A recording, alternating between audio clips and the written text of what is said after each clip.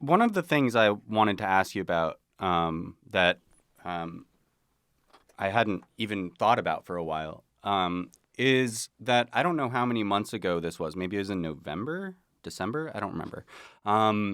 But I remember it being reported, I think by Coindesk, that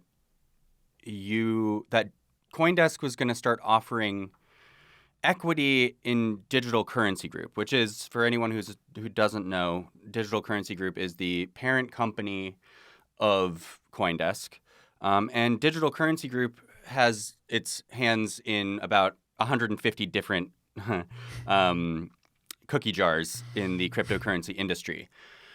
And so I think the fear generally was, including from people like myself, was that if reporters, journalists, and others working for Coindesk started to acquire equity in DCG, it might affect their biases and might affect their willingness to report bad news. Do you have any update on that? Do you have any? What are your feelings about the equity program there, and what has happened since it was initially reported? So let me speak to that, and then this also lets me address I don't think I answered a question earlier about conflict of interest with our corporate parent. So let me do both at once. So first off, it's not actually equity that reporters have access to. I think our business side, so non-reporters, people who are on the finance and possibly defense team. I don't know. Don't quote me on that part. But some of our business side folks, I think, have access to equity. The editorial side, so reporters and editors, do not have access to equity. What they were given access to is something called a stock appreciation right. I don't fully understand it. I don't personally have any, but my understanding is that it's like a synthetic thing where if the equity price goes up and after a certain number of years, you're able to cash it out into cash, but it's not the same as equity. It doesn't give you the same rights as equity or the same accessibility. So, for example, even though DCG holds meetings with shareholders, no one from editorial is allowed. So even under this, we wouldn't be allowed because of whatever non-public, non-material or material non-public information, all that jazz. So it's not the same as equity. I do know that some people, I think, have taken that up. They've accepted it. I'm not sure who. We don't disclose that. But it also, I don't think, really affects how we're covering DCG. So, for example, earlier this summer, we were the first to report that Genesis, which is another DCG company, so one of our sister companies, had taken a massive loss on Three Arrows Capital, which is currently going through a whole bankruptcy thing in the British Virgin Islands. And, Right. Obviously this doesn't look good for Genesis. It doesn't really look good for DCG, which is now playing the, role of bailing out Genesis. But that didn't stop us. We still reported the same as we would any other company. And that's part of our thing is, as an editorially independent company, Coindesk does report on every crypto company pretty much the same. So even if it's a parent company or a sister company, it doesn't really matter to us internally as far as our processes go. We'll still reach out to them. We still have the same connections. We actually have to reach out to Genesis and all the other sister companies the same way that we would reach out to, for example, Circle. And to tie this into the corporate parentage thing, yeah, it's just another company to us. We don't give them any special treatment. We don't give them, we don't lighten up on the coverage. If you go back to when we published the Genesis thing, you'll see a bunch of reporters saying, yeah, here is proof that we are covering them the same as we cover anyone else.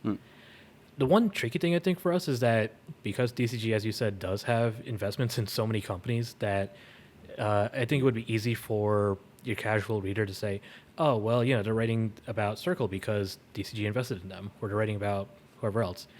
And the problem we found is that DCG is invested in so many companies that we genuinely have no idea offhand what is and isn't a DCG company or a portfolio company. It's just, there's just too many. There's a list out there that we could cross-check, but again, there's so many companies that... And I assume they're jumping in and out of investments left and right the whole entire time as well. Probably, yeah. I would assume. Yeah. Yeah. So we just assume that every company is a Schrodinger's DCG portfolio company. They may or may not be simultaneously, we'll cover them just the same.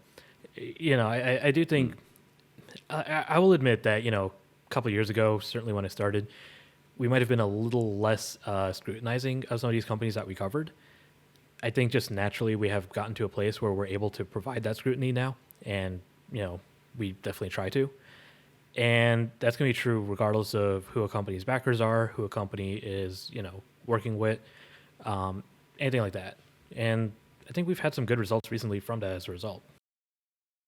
Yeah, I mean, I think you've certainly proven yourself, and Anna Baidakova, like there's Danny Nelson, there are a lot of really, really good reporters at Coindesk. There's no doubt about that. But I do wonder, I guess I'm running through my head right now of like, okay, so there was the equity thing, or as you said, stock appreciation rights, SARS. And then there was also the office move. I think you recall everyone getting pretty aggravated about that. Yeah, that was a couple years ago now at this point, I think. But there's been a lot of things that I reflect on and go like, man, optically, it doesn't look great. And then the people who end up having to like deal with those decisions are like you.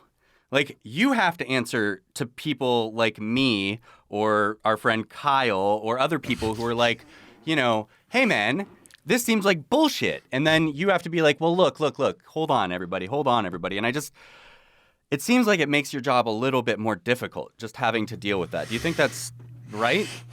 I got to be diplomatic here. I